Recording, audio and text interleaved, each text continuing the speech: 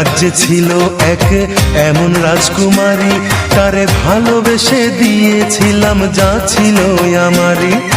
আমার বুকে মাথা রেখে বলতো মনের কথা, ভাগ করিয়া নিতাম দুজন দুঃখ কষ্ট ব্যথা।